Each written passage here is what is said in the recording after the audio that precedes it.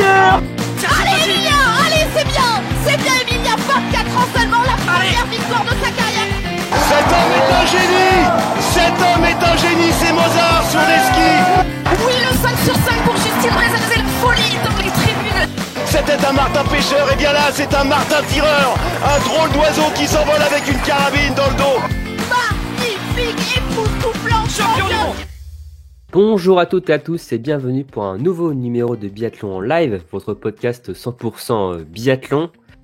On est très heureux de vous retrouver enfin pour cette saison 2024-2025. Enfin, elle est là. Alors, certes, encore quelques jours à patienter, mais on va, nous, de notre côté, enfin lancer officiellement cette saison de Coupe du Monde avec nos fameux previews dames et hommes. Et pour commencer, honneur aux dames, preview féminin de cette saison 2024-2025. On a évidemment beaucoup de choses à dire, notamment avec cette superbe équipe de France féminine. Et pour m'accompagner, c'est le retour de l'équipe type, en tout cas l'équipe que vous aviez l'habitude d'avoir aussi la saison dernière. Je suis avec Jérémy, Marine et Émeric. Salut vous trois. Salut Romain. Hola. Comment allez-vous? Comment ça? Mais très bien. On est excités. On trépigne avant l'ouverture de la Coupe du Monde. Voilà. Ouais. Marine, les skis sont chaussés? Moi, les miens sont en train de se faire farter, donc clairement, je suis dans le starting block. Ouais. Bon, et toi, Émeric, le biathlon t'a pas trop manqué?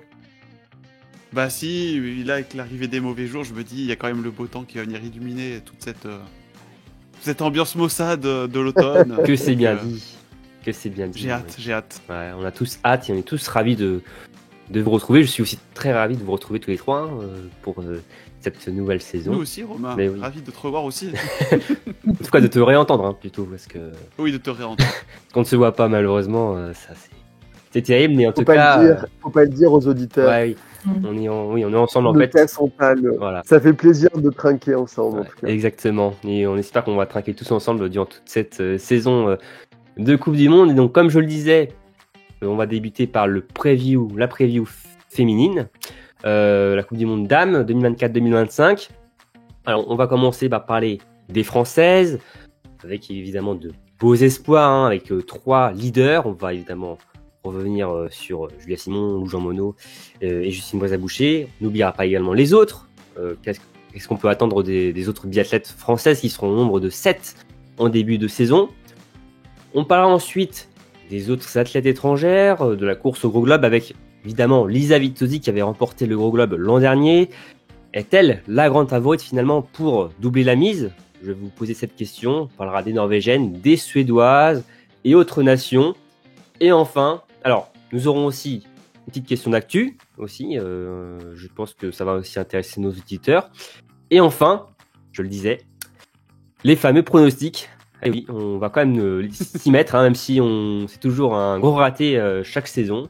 On va quand même s'y coller on va pronostiquer donc le podium du Gros Globe et aussi notre grosse cote. Voilà, ça c'est un petit pari toujours en début de saison. Et d'ailleurs, n'hésitez pas aussi à y participer, à les mettre en commentaire sur nos différents réseaux sociaux. Bon, les amis, est-ce que le menu vous va? Parfaitement. Entrez pas dessert, on prendra. Ok, on a la totale. Bon allez, c'est parti, jingle.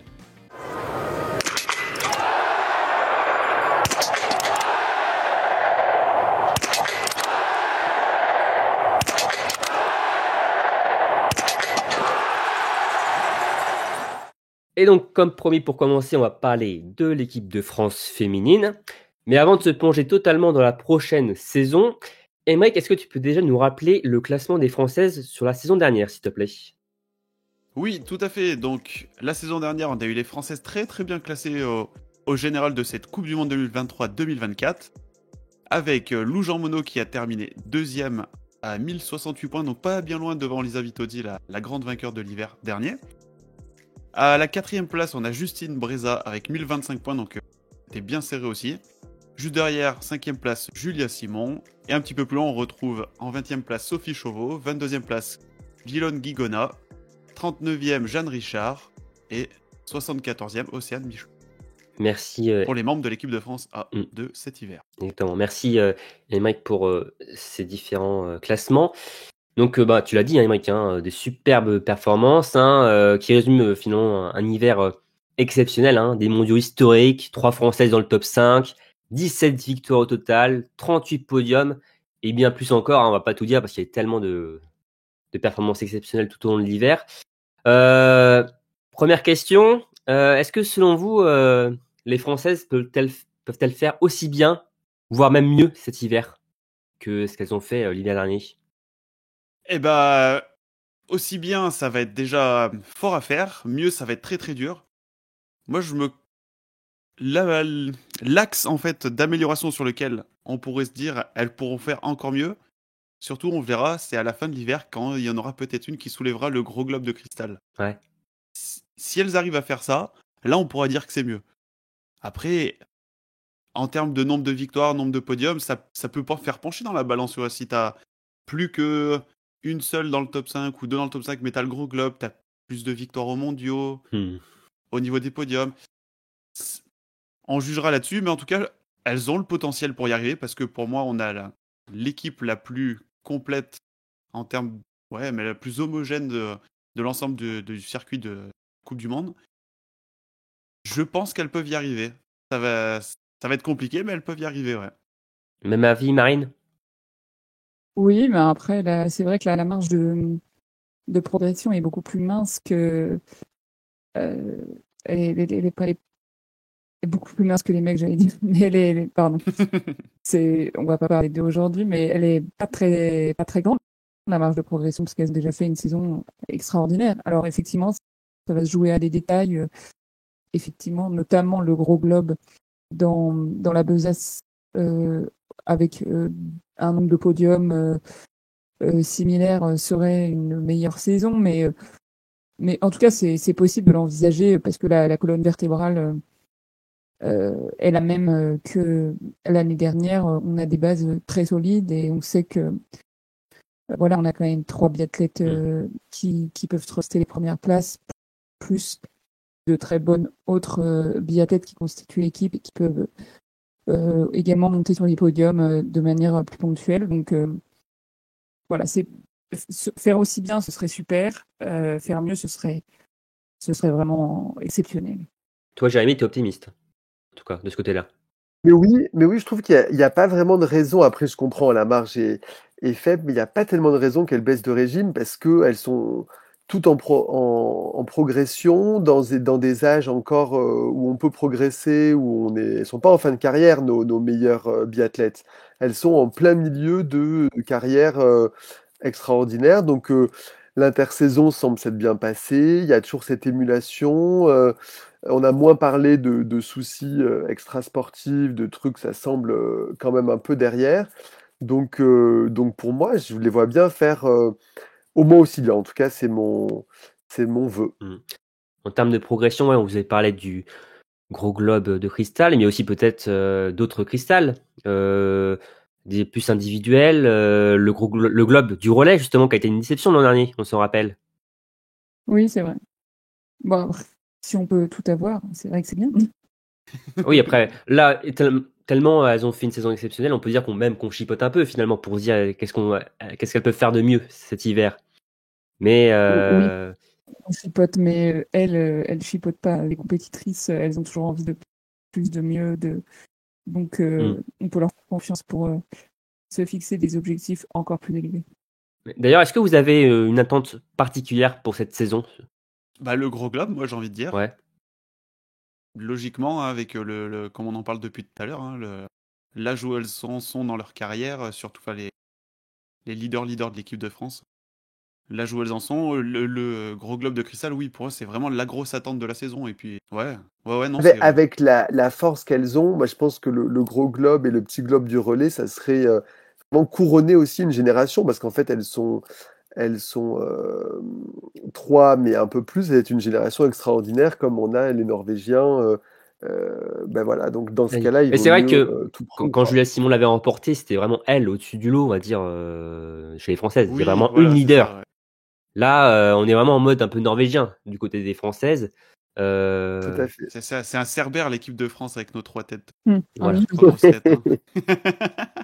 Non, c'est vrai que c'est un combat déjà interne et aussi après externe avec les étrangères, mais c'est vrai que c'est super intéressant à suivre de ce côté-là.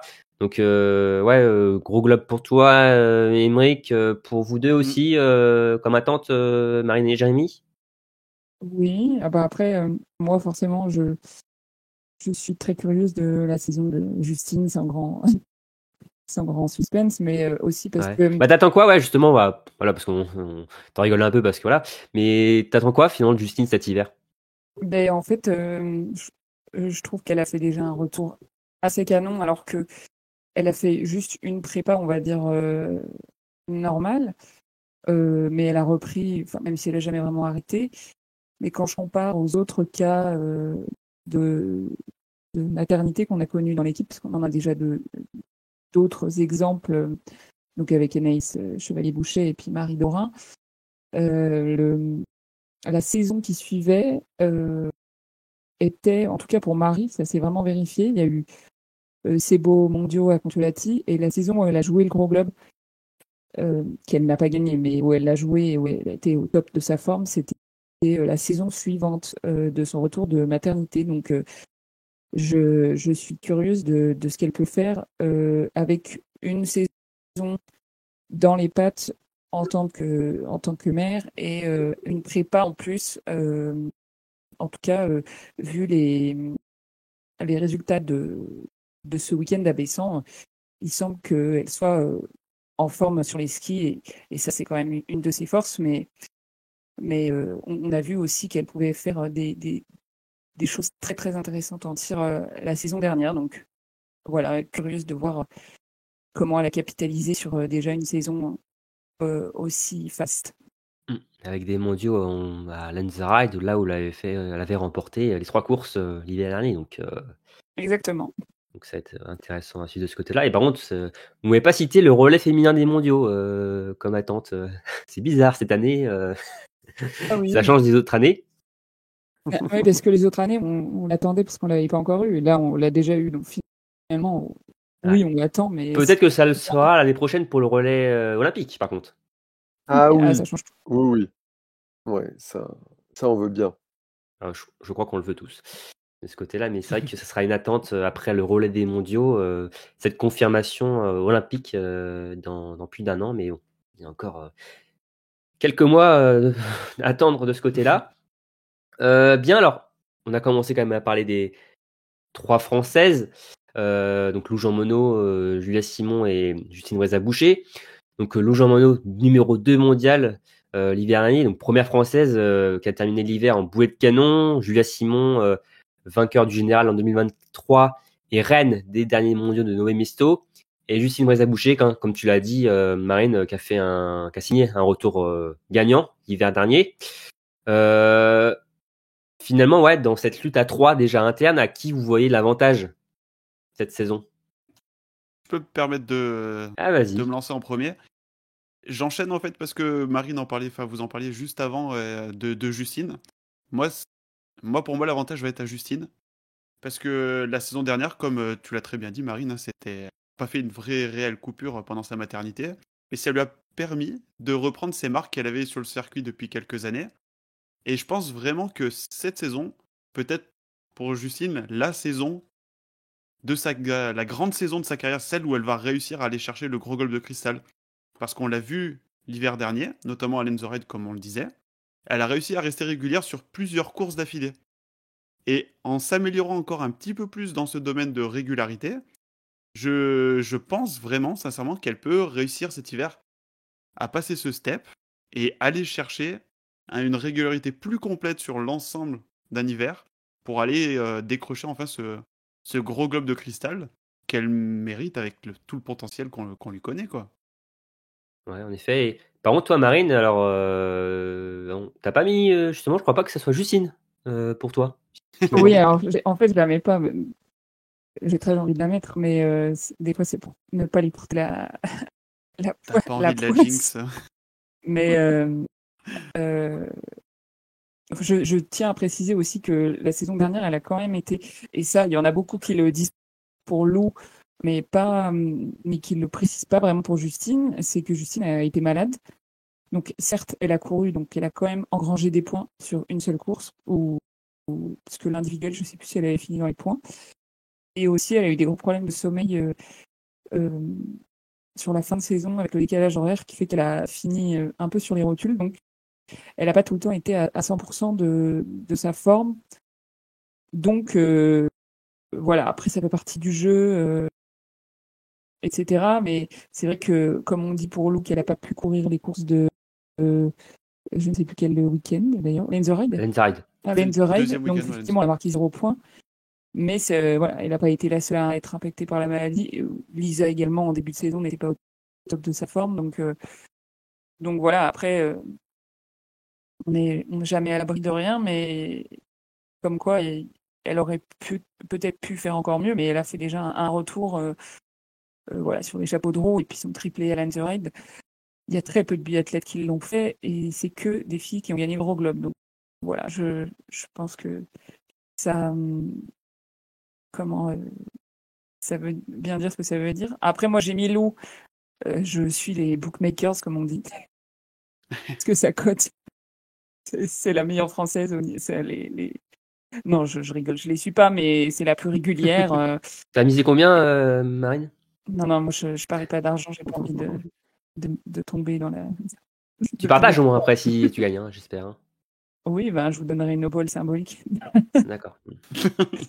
Non, je pense à Lou forcément parce que c'est, enfin voilà, elle a grimpé tellement vite sur la Coupe du Monde et puis elle a une régularité, une constance au tir et puis bah, maintenant une vitesse à ski qui lui permet de rivaliser. Après, bon là sur les courses de Bessan, elle n'avait pas l'air d'être au top de sa forme sur les skis, mais comme c'est pas encore le début de la saison, on ne sait pas encore si c'est juste le stage un peu intense qui l'a fatigué et peut-être que le pic de forme arrivera plus tard.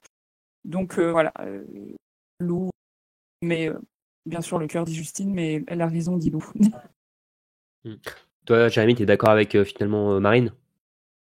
Ouais, moi je suis d'accord avec Marine parce que Lou, Jean Monod m'a impressionné par sa régularité au tir. Enfin, elle était très très constante. En fin de saison, elle était vraiment imbattable. Elle a cette confiance qui, je pense, a perduré après la saison dernière. Elle a remporté différentes courses sur des terrains différents. Euh, voilà, je trouve elle est très polyvalente, très complète. Mais ça va être une belle bataille. Hein. Ouais. Je souhaite vraiment que Justine et Julia soient également au sommet de leur forme. Mais je vois bien Lou remporter le Gros Globe. Donc ça fait 2 loups, une Justine. Et ben moi, je veux dire Julia, hein, de mon côté. Hein. Pas que pour équilibrer les choses, mais moi, je pense sincèrement que Julia va reprendre les rênes de l'équipe de France, mais peut-être aussi même de la Coupe du Monde. Hein. Donc, à voir de ce côté-là. Mais c'est vrai que c'est un match très intéressant pour les Tous les cas, on a Françaises. le choix du roi. Oui, c'est clair. On va pas se priver, on va en profiter de ce côté-là. C'est clair. Donc un choix de roi hein, avec les 3 Françaises, hein, mais il n'y en a pas que 3, hein. Il y en a plusieurs autres. Il y en a 7 en tout dans cette équipe de France. Il y en a dont 2 qui ont rejoint l'équipe A cet été. Je parle bien sûr de Océane Michelon et Jeanne Richard. Donc les 2 tricolores qui avaient déjà découvert quand même la Coupe du Monde hein, l'hiver dernier. Jeanne Richard qui avait quand même couru sur les mondiaux de Nové Mesto. Elles ont donc pris part cet été à leur première préparation dans ce groupe. Est-ce que vous pensez que ces 2 athlètes qui viennent juste d'arriver peuvent bousculer la hiérarchie? Bousculer la hiérarchie, ça me semble un peu ambitieux et je pense pas. Très honnêtement, bousculer les 3 dont on vient de parler. Après, elles vont être très intéressantes à suivre et je pense vraiment qu'elles vont progresser et réaliser leur meilleure performance en Coupe du Monde. Ça, j'en suis vraiment persuadé. Bousculer la hiérarchie, ce serait étonnant, mais on ne sait jamais en sport, donc à suivre. Marine, même Oui, constat? moi, on va dire, je pense pas que, bon, pareil, on parle des 3 Totally Spies là dont on a parlé avant. Elle, c'est sûr que bon, voilà, c'est le gratin mondial. Donc, bousculer ces trois-là, non. Ça ne veut pas dire qu'elles ne seront pas devant de temps en temps sur certaines courses, parce que voilà, la régularité, des fois, il y aura une course en dessous, et puis voilà, elles peuvent les challenger sur certaines courses. Mais sinon, je pense qu'on va dire qu'elles peuvent essayer d'être la quatrième Laronne, bousculer un peu Sophie Chauveau, par exemple, qui, à mon sens, n'est pas encore tout à fait installée en tant que titulaire. Pour moi, elle peut subir la forte concurrence. Donc, je pense que ça doit être leur objectif d'essayer on va dire, d'intégrer le relais, quoi, d'être la quatrième. Et alors, je le disais, hein, elles sont 7 hein, dans ce groupe A féminin, et elles sont 7 donc pour débuter la Coupe du Monde grâce à la victoire au Général IBU Cup d'Océane Michelon, qui a donc débloqué ce quota en plus. Et ce sera sur les 2 premières étapes, et elles seront après plus que 6 pour la 3e étape qui sera au Grand Mornan. Donc là, il y aura un très très beau match. Alors, on va pas s'avancer pour se dire qui va devoir descendre, parce que bon, c'est Oh non. Non, compliqué. Mais Ça ça va va être être chaud, les intéressant. marrons. Ça va être en fait intéressant à suivre un peu de tous les sens cette équipe de France, entre ce qu'il y a devant, cette lutte entre les leaders pour le gros globe, et aussi pour cette dernière place. On va pas manquer de suspense de ce côté-là. C'est clair. En interne, il va y avoir des choses à suivre à tous les niveaux. Et puis en plus, c'est une place pour jouer à domicile. Donc ça amène, je pense, une pression supplémentaire par rapport à la saison dernière.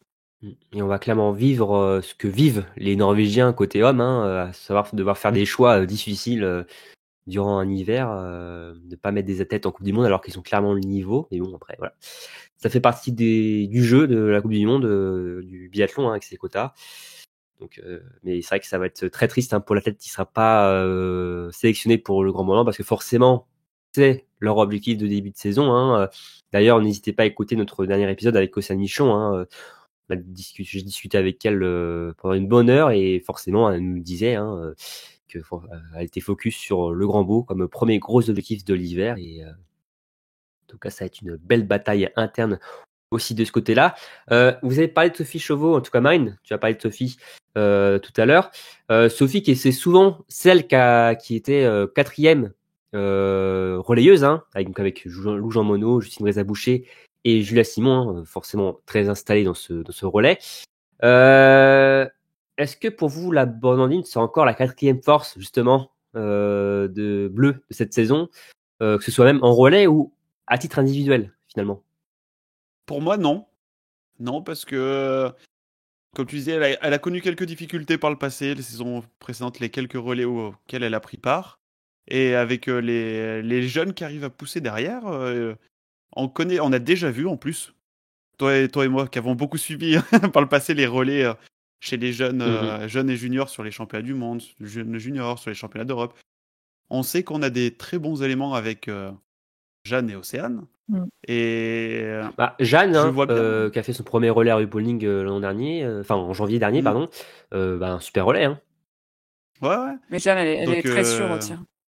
Voilà. Ouais. En plus de ça, donc oui, il y a de grandes chances que la hiérarchie, enfin la quatrième place en tout cas pour ces relais de Coupe du Monde, ça va être très disputé. Et clairement, Sophie, la balance penche pas forcément dans son sens, selon moi. Marine, on parle de Océane, Jeanne Richard, Océane Michon, Jeanne Richard. Il y a aussi Jeanne Higuelin, hein, faut pas oublier. Hein. Oui, c'est vrai qu'on la pauvre, on n'en a pas du tout parlé depuis le début, parce que elle est très. Enfin, c'est pas elle est discrète, mais elle fait son petit bout de chemin. On va dire que c'est une biathlète assez complète, dans le sens où elle est fiable. Et elle fait pas des coups d'éclat, mais elle est toujours là. Elle a participé à des masters cette saison. Elle a fait Elle a élevé son niveau l'année dernière, Oui. avec son notamment premier podium à Colmar. Hein. Exactement. Donc voilà, elle fait pas trop de bruit, mais ça pourrait être, on va dire, avec son expérience et sa fiabilité, on va dire, la quatrième membre du relais. Ça, c'est pas du tout déconnant. si elle parvient à se maintenir donc dans les 6 qui vont rester. Pour moi, c'est une candidate crédible. Elle fait un début de saison, enfin pas un début de saison, mais j'ai quand même on a un peu suivi les résultats des Summer Tours et puis ce qui s'est passé à Bessan. Voilà, au niveau des Summer Tours, c'était plutôt correct. Il y a eu il y a eu des podiums, il me semble. Et alors que par exemple, Sophie, c'était pas tout à fait ça sur les Summers et à Bessan non plus. Donc avoir la forme du moment au départ à Contio, mais Ouais. Gilonne est tout à fait dans les rangs aussi pour postuler pour prendre la place de Sophie. Tout le monde veut prendre sa place. Jérémy, tu serais pas d'accord qu'on fasse 2 relais français finalement par course? Eh ben peut-être. Ouais. Il faut peut-être lancer ça. Non, mais ce qui est intéressant à Concho, c'est qu'on va avoir des relais mixtes simples, relais mixtes, et le lendemain, des relais par sexe, donc hommes et femmes. Donc je me dis que peut-être c'est l'occasion aussi de tester et d'intégrer plusieurs éléments entre tous ces relais et de commencer à voir qui tient la baraque ou pas. Mais bonne idée, on a clairement 8 biathlètes. On fait 2 équipes avec des maillots différents et on voit qui gagne. Voilà. Mais en tout cas, ouais, c'est vrai qu'on n'oublie pas June Ligona, hein, oui, comme je disais, hein. Andy Cup avait déjà en janvier fait de très belles courses et ensuite était monté sur la Coupe du Monde et avec son premier podium du côté Canmore et en tout cas une belle équipe de France. Globalement, côté française, A, B, junior, etc. Vous allez observer de qui de plus près cet hiver?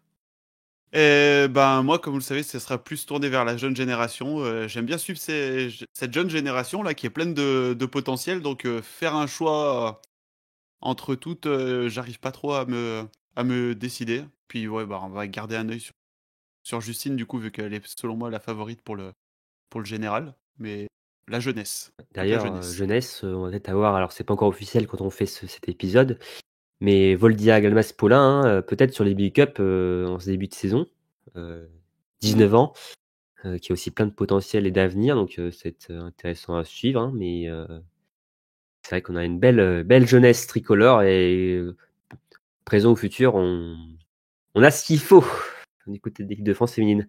Marine? Oui, alors moi, je suis un peu comme Émeric, surtout qu'on a quand même une grande densité. Donc j'ai mis surtout les filles de l'équipe B. Alors Chloé qui nous fait son grand retour, Paula également qui a fait des belles perfs à Bessan là ce week-end, qui avait l'air bien en jambes sur les skis. Bien sûr notre petite Speedy Gonzalez, Anaël. Et donc j'ai mis Caroline aussi. Alors qui a l'air Caroline d'avoir Cambo. Caroline Colombo, pardon, qui a l'air d'avoir de nouveau des pépins de santé. Alors je pense pas Elle n'a pas couru sur les courses de Bessan, hein.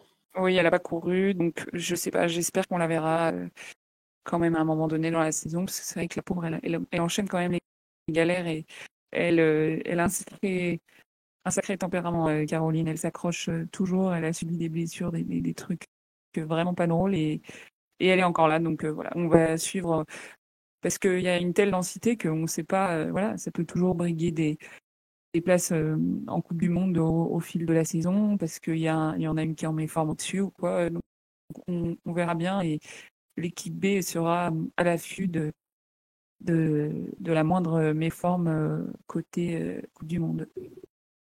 Et notamment Chloé Chevalier, hein, tu l'as dit, qui a été sacrée championne de France du sprint d'été à Arson, qui a fait aussi belle course à Bessan. On va voir ce retour, hein. Ça va être intéressant à suivre de ce côté-là aussi. On sait que l'hiver dernier, ça a été compliqué, problème de santé, une saison de galère. Elle a pensé même à arrêter sa carrière. Elle est là, tout de même, l'Iséroise, et à voir. En tout cas, ça semble quand même bien se ficeler, cette histoire pour Chloé, en tout cas, sur ce début de saison. Est-ce qu'elle va pouvoir monter en Coupe du Monde? Ça, c'est une autre chose, mais en tout cas, elle semble dans de meilleures dispositions cet hiver, en tout cas, Chloé, pour attaquer cet exercice 2024-2025. Jérémy, qui ça, toi? Oui, ben moi, c'est vrai qu'Océane, on l'a vraiment, de mon côté, je l'ai bien découverte grâce à l'épisode que tu as enregistré avec elle et je l'ai trouvée vraiment hyper attachante. Mais comme toutes ces jeunes, Jeanne, Caroline, Camille aussi, qui étaient dans le podcast, enfin, vraiment, elles ont un état d'esprit vraiment génial. Elles sont très positives. Elles sont dans l'émulation entre elles. Il y a l'air d'avoir une concurrence, mais assez saine. En tout cas, c'est ce qui ressort. Donc voilà, on a envie de les soutenir. Et voilà, une petite mention à Océane Michelon que j'ai trouvé vraiment drôle et qui garde cette distance, je trouve, par rapport aux performances, qui est vraiment intéressante, quoi. C'est des gens qui ont les pieds sur terre et donc c'est chouette. Ouais. On va pas se prendre la quiche, comme dirait Océane, hein, de toute façon. Hein. Exactement, Voilà. exactement. Bon. Elle est drôle. Donc ouais. Voilà, on va pas se prendre la quiche, mais on va quand même en profiter de tout ça, de ces Françaises qui vont nous faire plaisir encore, je pense, cet hiver. Et ça va être une très très belle saison pour elles, on l'espère. Bien, alors maintenant, on va passer à la course au gros globe. Pour dire, on va dire, aux athlètes étrangères. Et pour commencer, on va parler honneur d'un numéro 1 mondial. Je parle évidemment de Lisa Vitozzi, l'italienne, qui a donc remporté le gros globe l'hiver dernier. Donc, qui semble avoir passé une bonne préparation, sans pépin de santé. Est-ce que, justement, les numéro 1 mondiale s'entendent, vous faites d'elle la grande favorite à sa propre succession? Non, moi, pas la grande favorite, mais c'est une prétendante qui est dans son style de régularité, de constance. Et c'est comme ça qu'elle a gagné son globe cette année, parce que voilà, Ingrid a failli, parce que les Françaises à un moment ont aussi failli. Et voilà, elle va vite à ski, mais c'est pas une des plus rapides, donc elle n'est pas toujours maîtresse de son destin sur les courses. Mais comme elle est incroyable au tir, elle est toujours là et toujours régulière. Donc pour moi, c'est pas la grande favorite comme Johannes l'est côté masculin, mais c'est une des favorites. Et bien sûr, on l'attend au tournant. Enfin, sur le classement général, il n'y a pas de souci. Et Mike? Non, non, moi j'ai rien de plus à rajouter. Je suis totalement du même avis que Marine. Ouais, moi, je pense son grand objectif, c'est les JO à la maison 2026. Donc, ça va être une saison, bon, toujours importante pour elle, mais je pense pas qu'elle va tout donner. Elle a eu le gros globe, donc c'est plutôt prendre des repères et continuer, voilà, la marche vers Milan, quoi, vers 2026. Et ça, là, ce sera à mon avis, hein, son grand objectif. Et on a déjà vu aussi, Lisa, des saisons en dents de scie. Donc voilà, là, ça a été une saison, tout s'est aligné de manière incroyable pour elle, mais elle a eu des démons par le passé, donc ça en fait pas comme Johannes, euh, comme tu le disais, la femme, l'imbattable, quoi, l'Odermatt Peut-être pas la biathlète à ou battre, la finalement. Johannes. Ouais. C'est pas Non plus, la chiffrine du biathlon. non. Et puis elle affiche pas, elle a pas écrasé la saison dernière. Vous l'avez redit avec les classements, c'était très serré. Donc ouais, c'est pas l'épouvantail, c'est une des grandes biathlètes, mais avec les Françaises dont on parlait, avec Ingrid. Bah, Voilà. Donc c'est. elle a gagné un globe à la Doro, en fait, à l'italienne. Oui, comme en foot. Alors, on va pas se rentrer dans ce jeu-là avec les Italiens, hein, on les aime bien, côté biathlon. Hein. Mais on les aime beaucoup. Non, Mais je voulais dire un globe, voilà, à la régularité où entre guillemets, c'est pas qu'elle profite des défaillances de, de leurs adversaires, mais tu vois, tu as les globes de Magdalena Neuner qui tire à 74% et qui gagne le général, et tu as les globes de oui, Vitozzi qui tire à 80, j'en sais rien, 88, je me souviens un peu de ses stats de tir, et qui gagne le général. Voilà, c'est le globe à la régularité, à la constance, et je perds jamais beaucoup de points, et oui. j'en gagne beaucoup, mais mais je gagne pas énormément de courses, mais je gagne toujours pas mal de points parce que je suis dans le top 10, voire dans la cérémonie des fleurs. Et puis les autres, ben voilà, de temps en temps, elles mettent un genou à terre et moi je le fais pas. Et du coup, voilà. Et Doro, son deuxième globe, elle l'a gagné sur la dernière course où Thierry Lecoff s'est effondré, quoi. Donc pour moi, c'est un peu le même style, voilà, très grande régularité au tir, quand même une rapidité à ski, hein, parce que bon, si elle s'était traînée, elle n'aurait jamais gagné le gros globe, mais c'est pas, sur la piste, c'est pas Justine, c'est pas Ah, Thierry. donc Lisa, il te dit 92% de réussite au tir Ah, 92, voilà, bon, et 11e temps de ski moyen l'hiver dernier. oui, voilà, donc c'est régulier au ski, régulier au tir, très régulier au tir pour le coup cette saison, et puis voilà quoi. Pas trop de portes ouvertes pour les autres, quoi. Donc oui. Alors pas forcément donc la biathlète à battre pour vous, hein, donc, de ce que j'ai compris, mais forcément l'une des grandes favorites. D'ailleurs, allez, juste un nom, vous me dites si vous en avez un. Vous me dites juste le nom, hein. Pour vous, qui est la grande favorite? Qui est la favorite que vous voyez vous remporter le globe? Aymeric, un nom. Justine. Marine? Bah, moi, je vais me contredire avec ce que j'ai dit Un, avant. un mot, un mot. Un Pardon. nom. Je dis Justine. Jérémy? Lou? Ok. D'accord, donc après on verra par rapport au pronostic le podium final pour vous, mais ok, d'accord. Et Après, on peut avoir une différence entre le pronostic et qui on voit la meilleure, oui, la c'est plus vrai, grande c'est vrai, favorite. c'est vrai, c'est vrai. C'est pas faux, Aymeric. Mais en tout cas, oui, donc si vous ne voyez pas, donc Lisa vite dit doubler la mise de ce côté-là. En tout cas, Non. enfin, on verra ce que vous dites sur vos pronostics. Et d'ailleurs, restons en Italie. Vous attendez quoi de Dorothea Vier? On sait que bon, elle a eu un été un peu, alors je sais pas comment dire, un peu spécial parce que a travaillé pour Eurosport pour les Jeux de Paris. Ouais. On sait que bon, elle hésite beaucoup entre la début et fin de sa carrière. Bon là, on sait qu'elle va poursuivre jusqu'à Milan Cortina désormais. Des courses à Souchon plutôt intéressantes, notamment la Mastart, hein, on finit 3e. Est-ce que vous avez des attentes sur Doro? Qu'elle revienne à un niveau, on va dire, convenable qui justifie le fait qu'elle continue jusqu'à Milan Cortina, quoi. On va dire, Pour jouer des médailles. voilà, du top 15 mondial, des performances, pourquoi pas sur des individuels ou des courses à 4 tirs, comme là sur la start.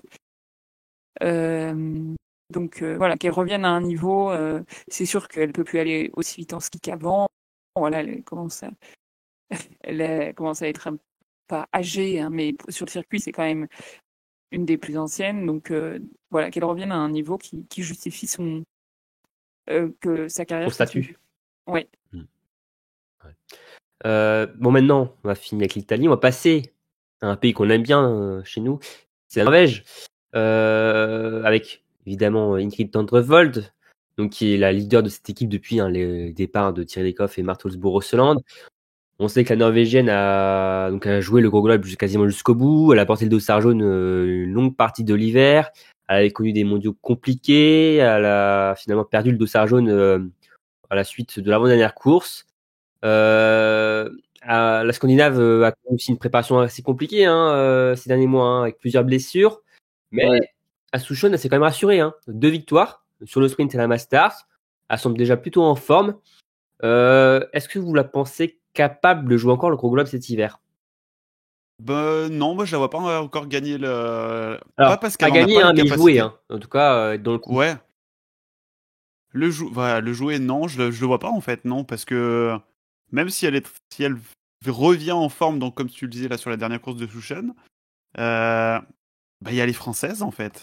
Je dis pas que Ingrid n'est pas bonne et qu'elle va pas faire des bonnes courses tout cet hiver, mais pour moi le haut du panier, enfin le top niveau, les meilleures places vont être réservées, enfin Mhm. pas réservées à chaque course, hein, je veux bien, mais de là à aller jouer le top 3 à la fin de l'hiver, je pense que les Françaises vont pas laisser assez de place à leurs adversaires sur l'ensemble de la saison.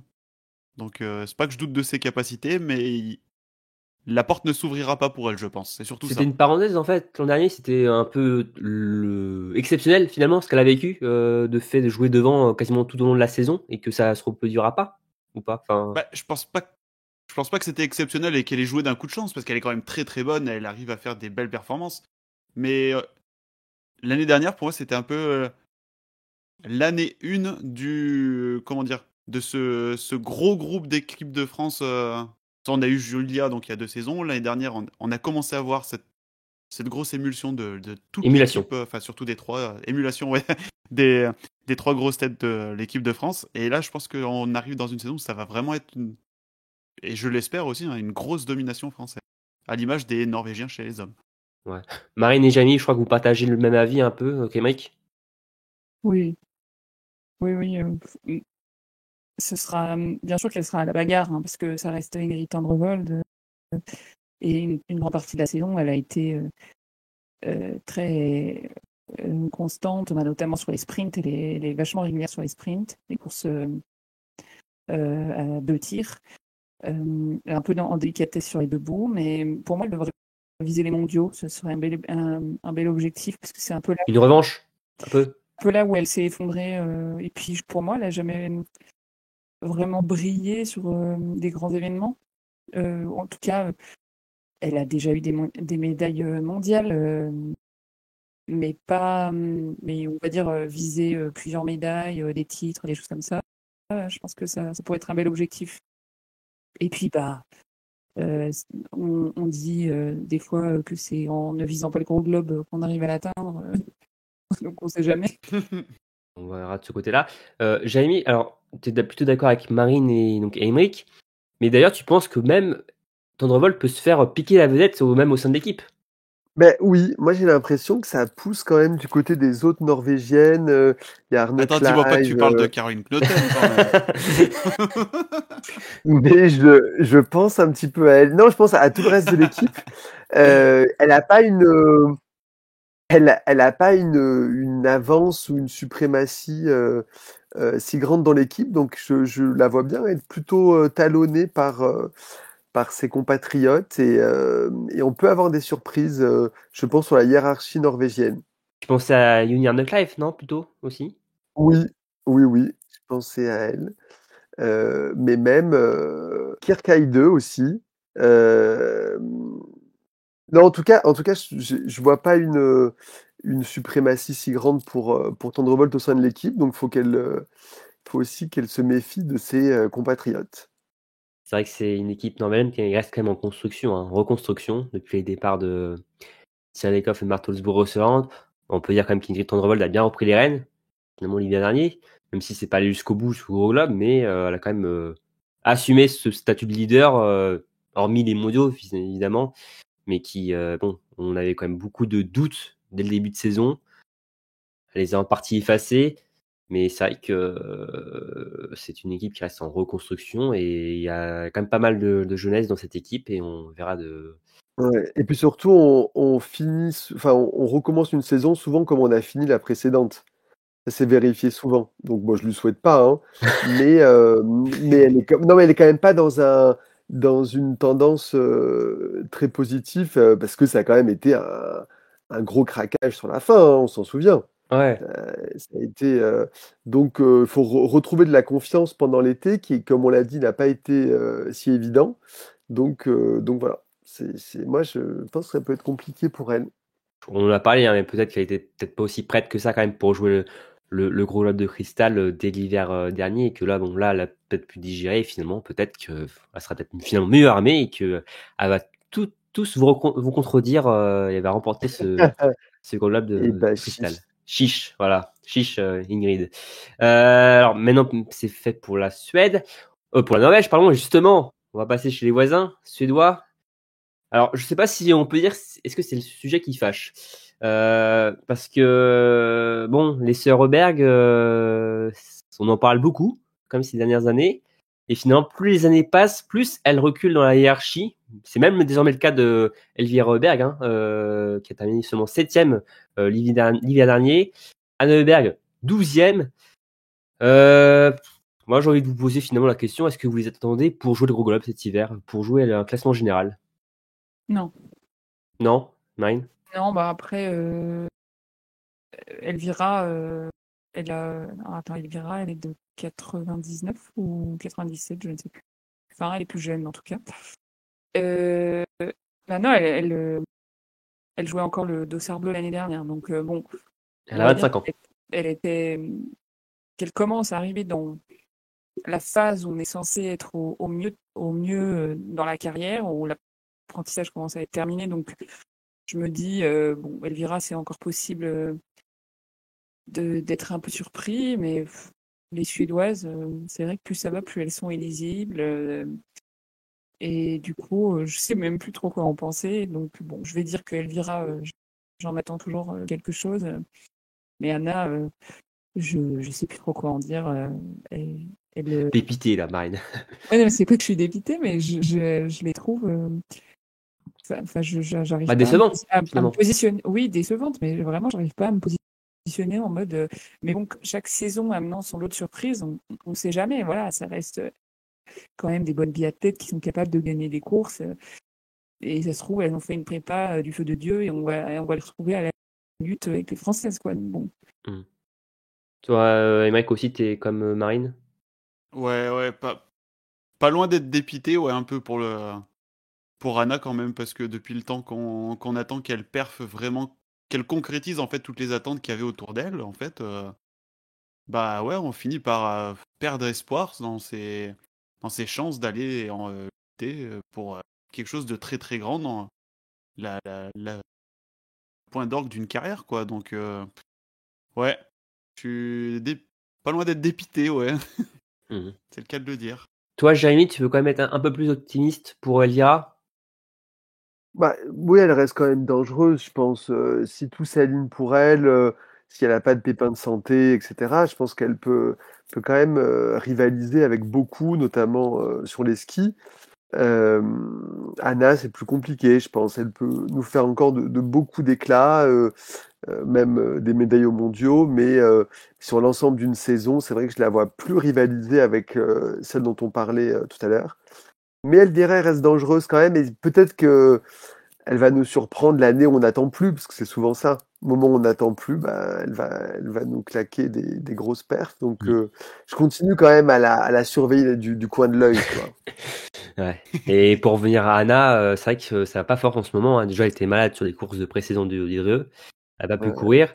Et elle traîne des soucis de santé au genou qu'elle avait eu déjà l'an dernier et qu'elle a toujours durant cet été et même avant de débuter cette saison. Donc, Anna Heuberg ne sont pas à 100% pour débuter l'hiver. Et on sait que bah, Lynn Persson, alors qui vient de se marier, qui porte plus ce nom, mais je vais rester comme sur une personne pour que vous compreniez de qui je parle, euh, a aussi eu plusieurs opérations à l'épaule, elle va peut-être aussi manquer le début de l'hiver.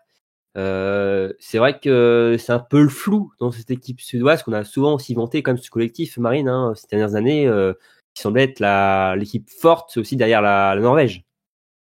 Oui, c'est vrai que bah, après, elles ont gagné pendant plusieurs années, je crois Mm. 2 années de suite le globe du relais d'ailleurs. Championnat Euh, olympique aussi, hein, à Championnat Pékin. Hein. olympique également. Donc Ouais. ouais, après, mm, pour moi, ça reste la Suède, la Norvège, c'est des équipes, même si elles paraissent comme ça un peu moins fortes, ça reste des équipes avec un gros vivier qui peuvent toujours avoir des biathlètes à présenter, des gros moyens. Donc faut Ouais. toujours se méfier de ces nations. Et Même si justement, Marine, tu me fais une parfaite transition. Euh, on a beaucoup parlé du collectif français, impressionnant. Quelle autre équipe voyez-vous la plus armée justement pour lutter face à ces équipes de France, à ces Avengers? bah, Personne. Nobody. et personne comme Lynn Person. Non, vraiment personne comme personne. Et en vrai, non, je blague pas. Moi, franchement, Ouais. non, Après, personne. En tu vrai. mettrais pas ta main à couper non plus que les Françaises ont forcément gagné le gros globe, le globe du relais ou des nations. Pour toi, c'est évident qu'ils vont Bah, gagner les deux globes ou gagner les deux, non, peut-être pas. Les nations, je pense que c'est plus évident que le relais, qui est quand même un exercice qui est Ouais. différent et Hmm. où certaines biathlètes peuvent se sublimer Tu vois, par exemple, Lisa Vitozzi, même à l'époque où elle était vraiment dans le doute, elle a toujours été forte en relais. Et il y a comme ça des biathlètes qui arrivent à se sublimer. Ben, un mec comme Antonin Guigona, en relais, il est là, quoi. Donc, il y a, donc les courses d'équipe, c'est encore autre chose. Donc, c'est pour ça que moi, personnellement, bon, je pourrais dire également que je vois personne challenger les Françaises, mais bon, c'est pas très drôle de dire ça, parce qu'on a quand même envie d'un peu de concurrence. Donc, j'ai mis voilà, les collectifs suédois et norvégiens qui ont quand même des biathlètes de qualité, des biathlètes d'expérience dans donc, en leur sein. Et puis, donc, on n'est jamais à l'abri de petites pépites qui se pointent aussi. Côté norvégien, il y a quand même un vivier peut-être moins grand que chez les hommes, mais il y a du nombre, donc peut-être que le nombre fera qu'on trouvera un peu de qualité. Et d'ailleurs, pour revenir au classement des nations, la Coupe des Nations, pour rappel, on prend en compte déjà que les sprints, les individuels et les relais donc femmes et relais mixtes. Et pour les épreuves individuelles, ce ne sont que les 3 premières de chaque nation qui apportent des points. Voilà. Donc ce ne sont pas les points qu'on a pour le classement général de la Coupe du Monde. Par exemple, une Française qui termine première rapporte 160 points au classement des nations, la deuxième 154, 148, etc. etc. Et donc voilà, ça se base que sur les 3 premières biathlètes de chaque pays pour le classement des nations sur les courses individuelles. Donc c'est un classement quand même qui est totalement différent qu'on peut avoir sur les autres classements des globes. Donc c'est aussi c'est vrai que là, c'est vrai que quand on a 3 biathlètes fortes comme on a en équipe de France, c'est vrai que ce classement des nations, on se dit ça peut être difficile qu'il nous échappe. Difficile de nous échapper. Ouais, contrairement au relais, hein, comme on le disait, en plus avec l'inconnu qu'on a sur la 4e relayeuse encore. Voilà. Pour moi, c'est le seul endroit sur lequel on peut avoir encore un peu un doute de Ouais, l'ultra et il suprématie n'y a des pas Françaises. 50 relais dans une saison, donc on sait que quand on passe complètement à Bah côté ouais. d'un relais, ça arrive quelquefois, c'est arrivé à Soldier Rollo pour les Françaises, malheureusement l'hiver dernier, ça on le paye cash quoi. Donc surtout que le relais des mondiaux ne compte plus pour le classement. Donc forcément, c'est des cartouches en moins de ce côté-là. Toi Jérémy, donc pour toi c'est aucune nation peut lutter face aux Françaises, mais peut-être si on doit en choisir une, peut-être plus les Italiennes. Les Italiennes, ouais, il y a aussi quelques biathlètes intéressantes aussi qui montaient la saison dernière. Camara, Passler, Orenthaler. Donc voilà, à suivre aussi le collectif italien, mais loin de nos Françaises. Ouais, et d'ailleurs, on verra aussi ce que ça donne avec une Dorothea Weber, peut-être en meilleure forme que l'an dernier. Hein. On sait qu'elle a été championne du monde il y a 2 ans à Oberhof. Bon, ça a été plus compliqué l'an dernier sur les relais parce que, bon, avec un maillon moins fort, forcément, on voit la différence tout de suite. Mais là, on verra de ce côté-là. Il y a aussi avec les jeunes qui poussent derrière, à voir cette équipe italienne, justement, à un peu plus d'un an des Jeux Olympiques de Milan-Cortina, qui se feront à Antols, je le rappelle, pour le biathlon. Bien, justement, alors, parler donc des nations, là, des biathlètes. Je vais vous demander une biathlète que vous allez observer de près cet hiver. Avant de passer au pronostic, nous avons donné vos grosses cotes. Mais une biathlète que vous allez observer. Et Mike. Alors, moi, ça sera. Tu viens tout juste d'en parler, Jérémy, c'est Anna Orenthaler, italienne. Parce qu'elle a réalisé là de très belles courses sur les dernières courses italiennes, hein, Ouais, où elle a fait le doublé, hein, c'est ça. Hein. Et 60e la saison dernière, c'était pas un résultat exceptionnel, mais elle est encore jeune, 23 ans. Moi, je vais garder un œil sur elle cet hiver. Ok. Je vais voir ce que ça va donner. Marine, toi, c'est une invitée qu'on a eue cet été. Hein. Ouais, j'ai choisi Anna Gandler que je suis depuis un moment. Enfin, je suis. Je trouve que c'est une biathlète intéressante qui a une progression assez linéaire. Voilà, elle progresse par palier. Donc, l'année dernière, donc elle le disait justement dans le podcast, voilà, elle avait fait donc quelques cérémonies des fleurs. Donc voilà, prochaine étape. Alors je l'ai pas mis dans mes grosses cotes parce que j'estime que c'est pas une grosse cote, mais voilà, pourquoi pas un ou plusieurs podiums. En tout cas, on le souhaite pour le biathlon autrichien Lisa Theresa Hauser a été un peu en difficulté. Donc Anna Gandler a été le petit rayon de soleil du Tyrol autrichien. Toi, Jérémy, c'est une fusée que tu as décidé d'observer de près cet hiver. Mais oui, la Slovène Anna Maria Lampic, l'ancienne fondeuse qui se reconvertit dans le biathlon et qui a fait quand même des choses intéressantes, qui va pas aussi vite à ski que ce qu'on peut croire. Ça montre bien que c'est pas exactement la même discipline, mais qui progresse au tir, qui a très envie. Donc voilà, j'aimerais vraiment qu'elle se mêle à la bagarre plus souvent. Et on pourrait noter aussi, pour ajouter un œil cet hiver sur le retour de Polina Fialkova. Ah oui, aussi, j'y ai pensé. Polina Fialkova, puis Kuzmina qui va revenir peut-être pour un peu plus de temps que la saison dernière. Il y a bien Marcel Hirscher qui est revenu en scalp, hein, alors pourquoi pas. C'est l'année des comebacks. C'est ça. Ouais, c'est clair.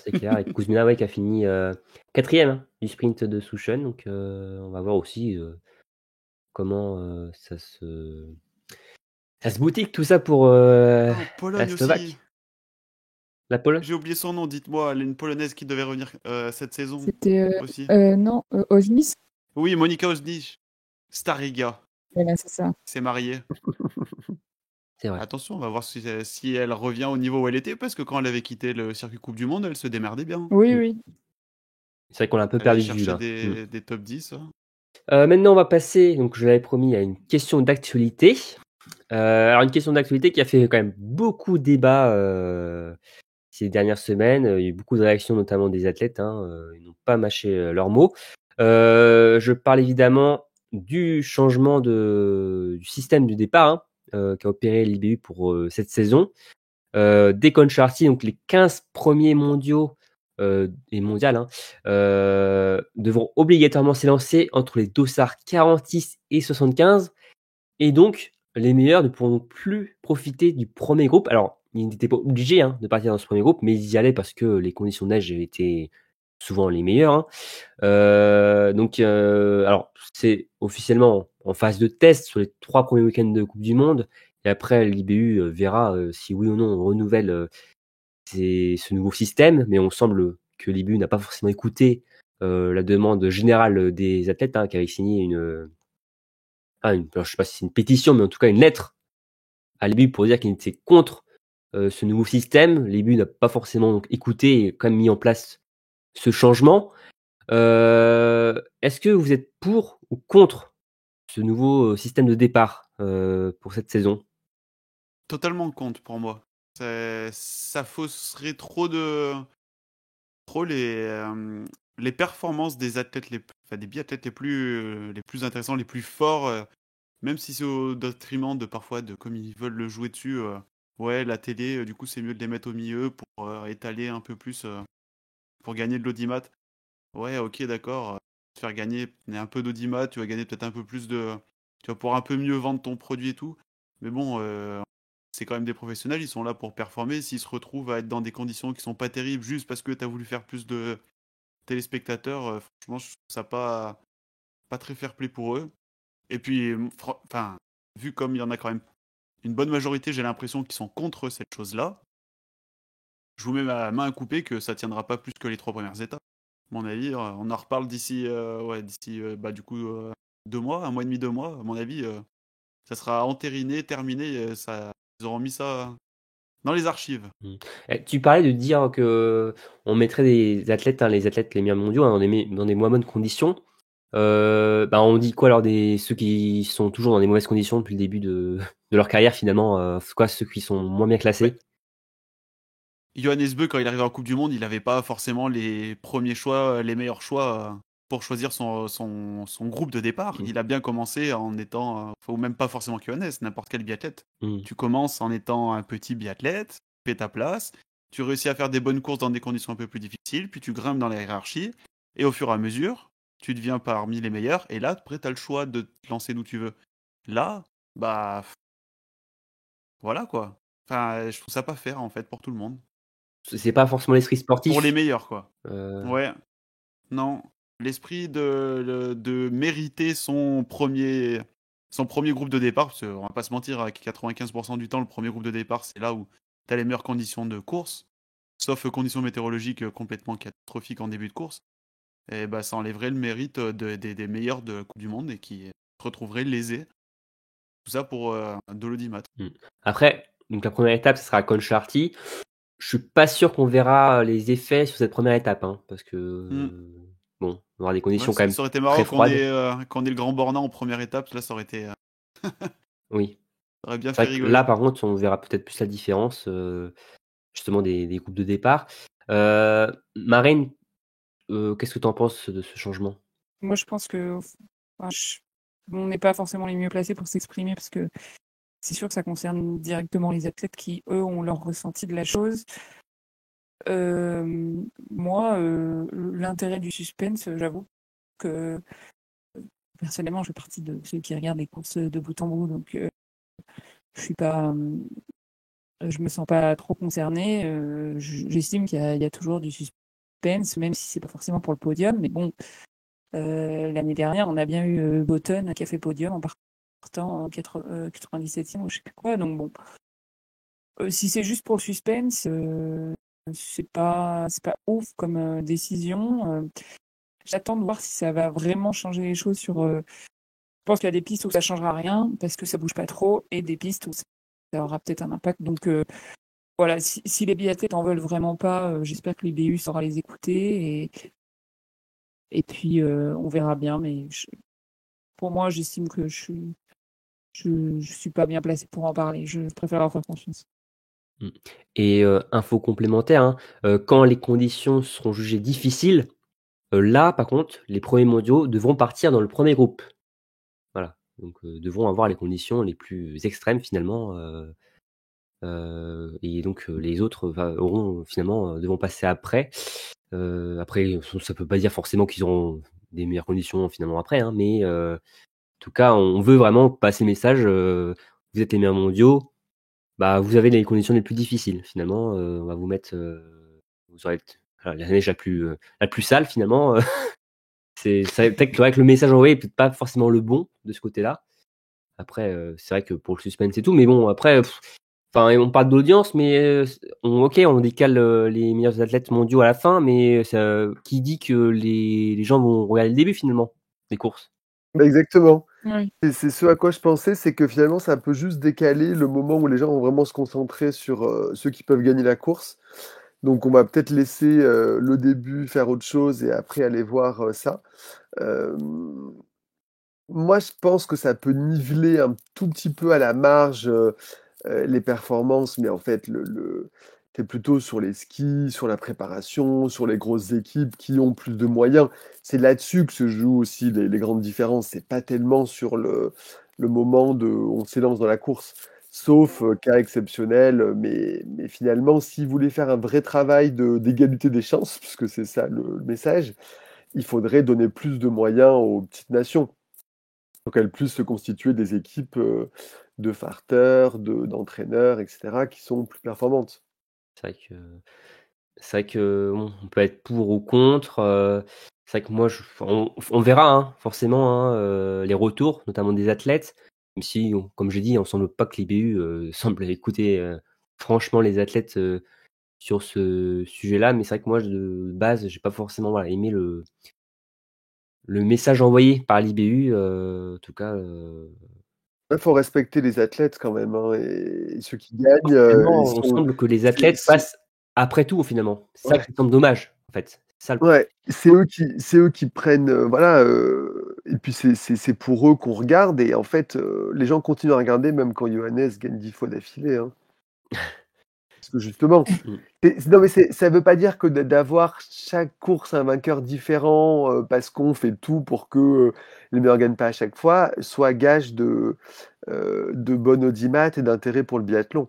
Les gens sont aussi intéressés par comment les grands champions continuent à gagner. Et Eric Perrault et d'autres qui commencent à faire partie vraiment des meilleurs mondiaux, c'est vraiment dur de se retrouver dans la difficulté, alors qu'ils viennent juste d'avoir ce statut-là, en fait. Donc on peut le comprendre, quoi. Ouais. Bon, en tout cas, on a hâte d'avoir les premiers retours en compétition réelle. Après, voilà, parce qu'on a vu quand même beaucoup d'athlètes étaient contre ces mesures. Notamment Eric Perrault avait réagi à nos questions. Vous pouvez retrouver l'article sur notre site. Il avait longuement réagi à cela et bon, n'était pas dans la dentelle, Eric Perrault, et totalement contre cette révolution du départ de cette Coupe du Monde. Donc, on verra ce que ça donne sur ces premières courses et ce que décidera finalement l'IBU pour la suite de la saison. Mais en tout cas, ce sera en phase de test sur les 3 premiers week-ends de compétition sur cette fin d'année 2024. Et on verra si c'est maintenu jusqu'à la fin de l'hiver. Et d'ailleurs, n'hésitez pas à réagir dans les commentaires si vous êtes pour ou contre cette idée. Bien, les amis, maintenant il est l'heure de passer La partie marrante. aux choses sérieuses. Ce sont les fameux pronostics de notre équipe. Alors évidemment, vous avez pronostiqué tous les 3, les autres membres de l'équipe aussi.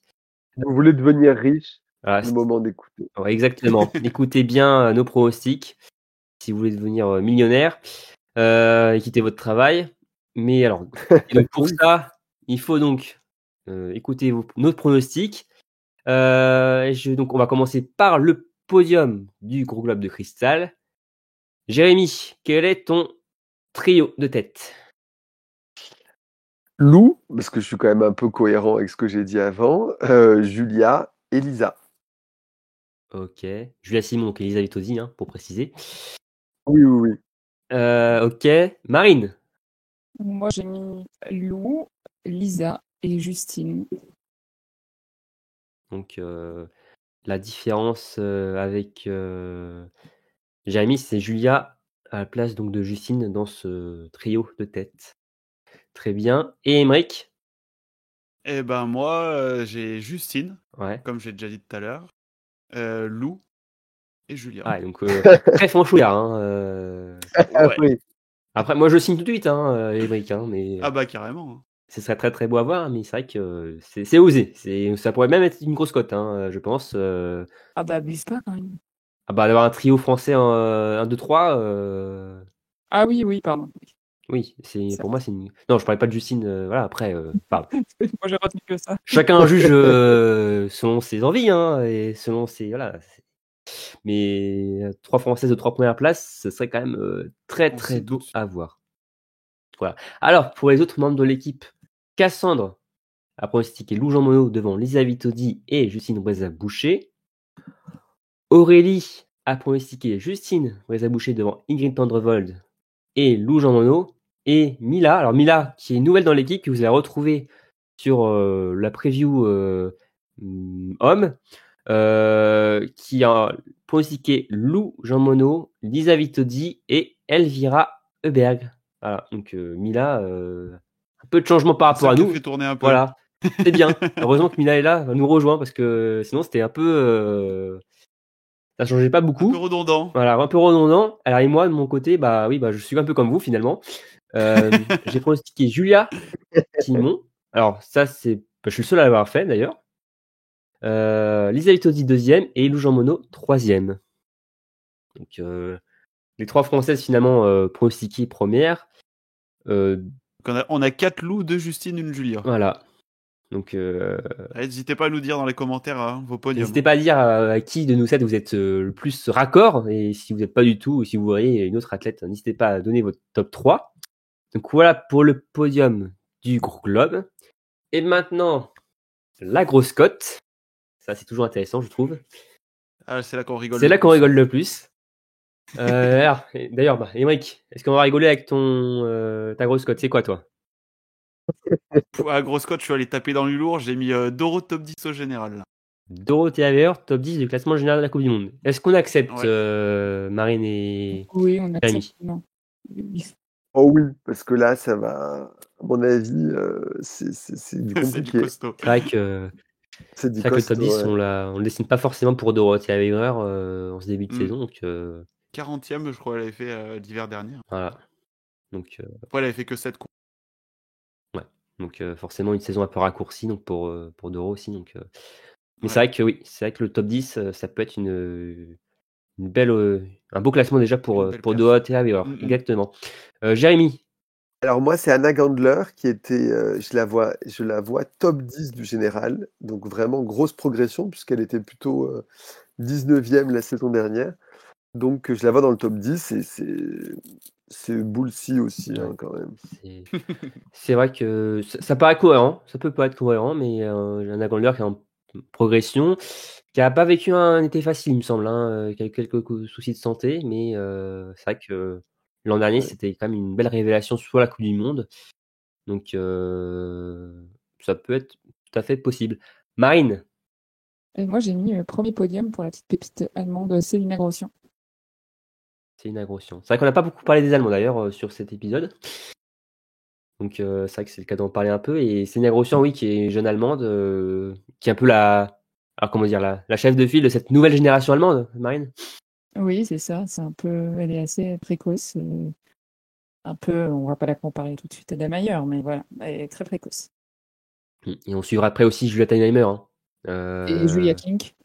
Ouais, c'est vrai que côté allemand, on parlait des françaises, hein, mais côté allemand, attention ces prochaines Oui, années. ils ont pas mal de jeunes. Ouais. Entre 2026 et 2030, là, ça risque de Oui. faire mal. Sans doute, ça risque de concurrencer fortement l'équipe de France féminine ces prochaines années. Ok, très bien, Marine. Alors, pour Cassandre, c'est une première victoire de Sophie Chauveau. Elle a mis entre parenthèses au Grand Bornand. Voilà. Donc j'espère que pour Cassandre, mais aussi évidemment plus pour que Sophie, qu'elle sera du côté du Grand Bornand déjà dans quelques Oui. semaines. Parce qu'on en a parlé, il y Oui. a cette lutte pour pas descendre sur les Big Cup après les 2 premières étapes. Mais c'est vrai qu'il y a le premier podium de Sophie Chauveau. Enfin, non, elle était année 4e sur le sprint au Grand Bornand il y a 2 ans. Si on se souvient, c'était exceptionnel. Mais là, ce serait encore plus fort pour Cassandre. Donc je pense que vous êtes tous d'accord pour dire que c'est OK, cette grosse cote. Ah oui, oui, C'est oui. OK. Voilà. Donc voilà pour Cassandre. Aurélie, c'est un petit globe pour Voigt, Vanessa Voigt. Certainement celui de l'individuel, je pense. En tout cas, ça semble peut-être le plus réaliste au vu Le de plus à sa portée, ouais. plus à sa portée. Donc on est OK pour ça? Oh oui. Oui, ouais, oui. Ah oui. OK. Ouais, grosse cote, pas grosse cote, je sais pas, ouais. Si. Ouais. OK. Bon, bah, on accepte. Et pour Mila, alors, ça va rejoindre un peu un avis de Jérémy. Mila qui a dit Junior Neclive, meilleure norvégienne au général. Donc, Ça, c'est de la grosse cote. ça, c'est de mêler les cotes, ouais, devant donc, Ingrid La Tendrevold. grosse cote qui cote, hein. Ouais. Ça lui fera pas plaisir à Ingrid quand elle écoutera, mais bon. Il ne semble pas qu'elle comprend totalement le français, donc je pense que. Oh ben Aurélie lui traduit tout. Oui. Bon, ouais, il y a du boulot quand même. Mais en tout cas, Uni Arneclave, meilleur norvégien. Intéressant à suivre, mais c'est vrai que oui, Uni Arneclave, ça faisait partie des révélations de l'hiver dernier sur la Coupe du Monde. Dès le début, Östersund a été quand même dès présent, donc affaire à suivre. Et moi, de mon côté, c'est un premier podium aussi comme pour Marine avec Sina Grossian, mais moi, c'est pour Jeanne Richard. Oh oh. Oh, est-ce que ça Bon. passe, ça? Si, quand même. Oui, Si. Ah, ça va le faire. Moi, j'y Voilà. crois aussi. Je pense que. Après, Et- Émeric. Ah non, mais moi, c'était pour couper totalement avec ça. J'étais étonné qu'il y ait personne qui ait misé sur une grosse cote, un revirement de situation et le retour de Sinan Milson qui revient finalement. Oh non, c'est bon. Bah oui, non, mais après, là, Ça, c'est de la grosse cote qui cote aussi. Hein. ouais, mais là, je pense que là, c'est de l'argent perdu définitivement, là, Émeric. Je crois qu'elle Je pense bien. elle Ouais. est partie définitivement vers ses premiers amours. Ouais. Tina Nilsson, oui. Je savais même pas qu'il y en avait eu un deuxième. C'est vrai que finalement, avec sa parenthèse biathlon, il y a eu quelques bons moments, mais c'est vrai que l'an dernier, Très court. c'était le coup de la saison peut-être. La saison de La trop. saison trop, je sais pas, parce qu'elle a pas non plus fait 50 saisons, mais C'est vrai qu'elle semblait plus trop progresser comme elle le souhaitait à la vitesse où elle l'aurait voulu et elle s'est finalement vite lassée, on a l'impression. Et elle est revenue à un sport où elle se sent peut-être plus sereine, Plus à l'aise. plus à l'aise. Ouais, mais quand ça rentre pas, au bout d'un moment, Savoir dire non. Exactement. Bien, bon bah, et d'ailleurs, n'hésitez pas aussi, vous tous qui nous écoutez, hein, à donner aussi vos pronostics niveau grosse cote. Hein, on vous dira si ça passe ou pas, évidemment, on jugera de notre côté, mais bon. Évidemment, on suivra, ce sera aussi un peu notre fil rouge. Hein, ces grosses cotes, ces pronostics hein, durant la saison. On cochera, voilà, tel un bingo, si vous ou non on a validé nos objectifs. Alors, c'est vrai que pour la première personne, ce sera Cassandre, hein, ce grand Bornand, première victoire pour Sophie Chauveau. Alors, bon, on acceptera comme une victoire au cours de saison, même après. Hein, on est quand même sympa. Oui. Bon, les amis, je crois qu'on a fait le tour de cette saison féminine. En tout cas, on a bien ouvert cette saison. Carrément, ouais. eh oui. clair.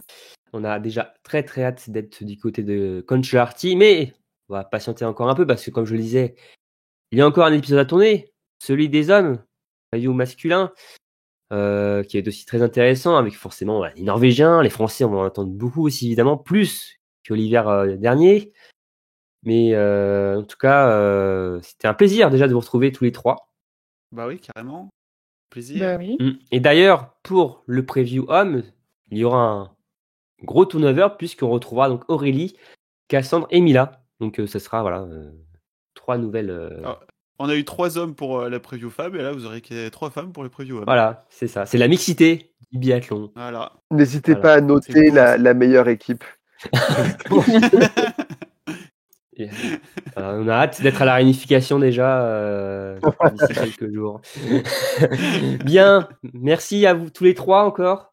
Jérémy, Bah merci. Marie, Merci, Romain. Christophe, Émeric. Voilà, Merci. merci à vous tous de nous avoir écoutés. C'était un vrai plaisir. Et on a très très hâte encore une fois d'être à Conchalarty dans quelques jours. Ça sent bon le biathlon. Ça sent bon le biathlon, ça sent bon la poudreuse. Merci à tous. Comme d'habitude, n'hésitez pas à liker, à partager notre contenu, à réagir à tout ce qu'on a dit. Hein. Et je vous dis évidemment à très vite pour un nouveau numéro de Biathlon en live. Salut tout le monde. Ciao, ciao. À Ciao, bientôt. Ciao.